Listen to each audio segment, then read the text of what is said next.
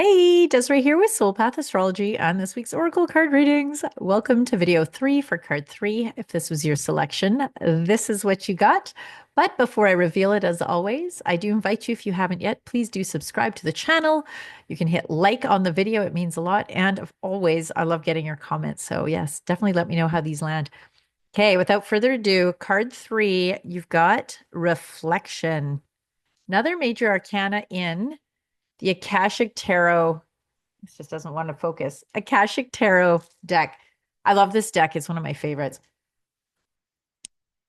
So let's talk about 19. Let's talk about reflection. I will read from the book. I'll riff about it for a minute first, though. So the reflection card, when it shows up in a reading, sometimes indicates travel, either over water or by water. And it also is like on a deeper level, it speaks to your yin side.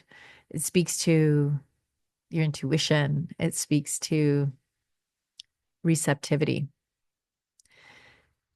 And how this is so cool, how it's tying in with the other two cards this week, is this deep invitation into our knowing, into the waters of our emotional knowing, not in a tumultuous way, but in an intuitive way.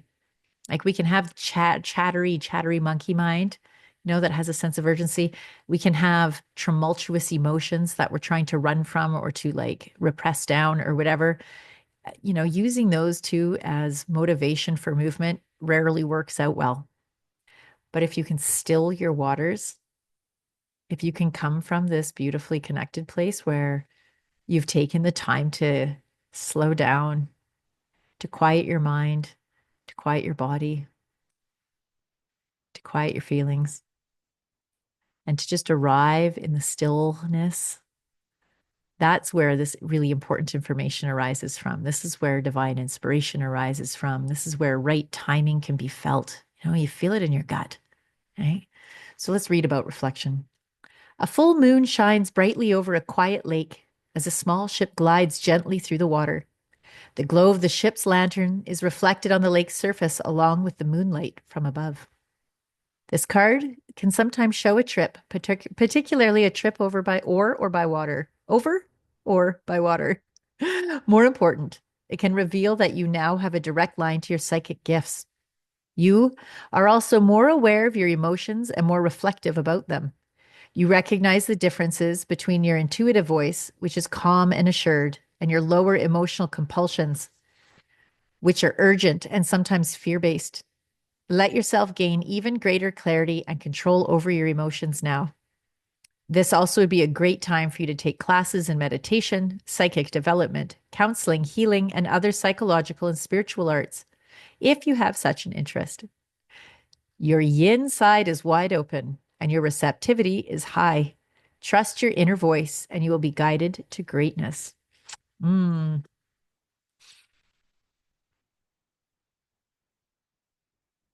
I love that.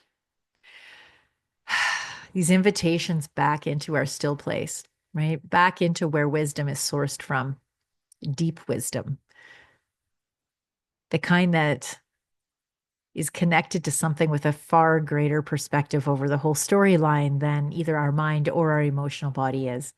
Like there's layers to ourselves, right? We have our physical self that's,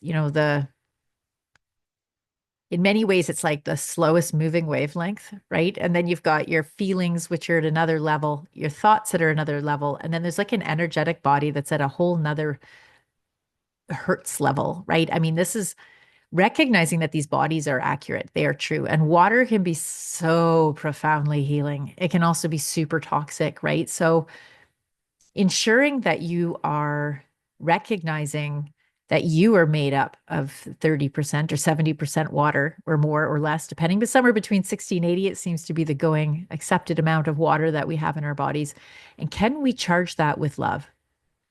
Can we create spaciousness in our lives so that we can calm the waters in our body so that our thoughts and our feelings aren't agitating it, but that you come to a meditative place of stillness? For me, and this might work for you, maybe it wasn't, but I'm very high energy. Maybe you've noticed. And so for me, I really have to have physical activity every day. Like it doesn't have to be long, but it has to be intense. And that helps tremendously with my chill factor. If I don't do that, then, I can feel this agitation and I will sometimes like my anxiety will skyrocket. My blood pressure will raise, I'm sure. I mean, I don't have a thing, but I'm sure that it does because I have this excess of physical energy that needs to be burned off. So there's nothing wrong with that. Maybe that would work well for you. If you're pooped, if you're thoroughly exhausted, if you've just been going and going, maybe what you need is a nap or a bath, you know, and just give yourself that time to plug in and recharge. And if this is a travel card for you, I would love to hear about what do you have in plan, in mind or plan for such things. I am myself getting to go to the island to visit my mom in January and very much looking forward to that. That is definitely a watery trip for me in more respects than one. It's emotional, it's maternal, it's magical. And yes, of course, it's the island. So it's, surrounded by water. So, with the reflection card, I invite you to connect with the water element. What does that mean for you? And including emotions, because water and feelings go together. So, what can you do to still your waters? What can you do to connect with the depth within you, to slow things down so you can go deeper and have greater clarity? If you want some help with that, if you'd like a container of some fashion, I would love to help you with that. That's what I love to do. You can find a link to my calendar in the description of the card and, of course, in the comments as well. And in the meantime, my friends, I do invite you to comment, like the video, and share if then, with anyone that you think might find value. Hey, love you. Enjoy your week, and we'll see you again soon. Bye for now.